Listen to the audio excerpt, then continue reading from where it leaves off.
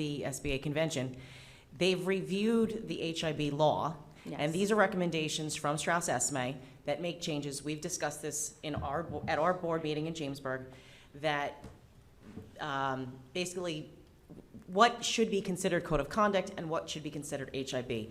And since this law was put in place, there have been many cases that they're being deemed as HIB that might not necessarily be HIB.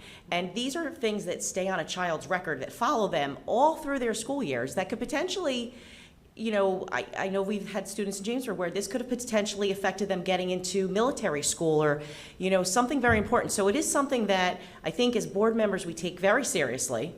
And, you know, deeming something as an HIB, I mean, you're putting a very extreme mark on that child's record. And that's why they've done these revisions to this policy so that there is a little bit more flexibility and it's not just so black and white as to this is HIB and this is not HIB. And I don't know if, again, I'm a new board member here in Monroe, so I don't know if you guys do this every year, but we in Monroe, in Jamesburg every year, we do an annual HIB assessment that the superintendent presents to us.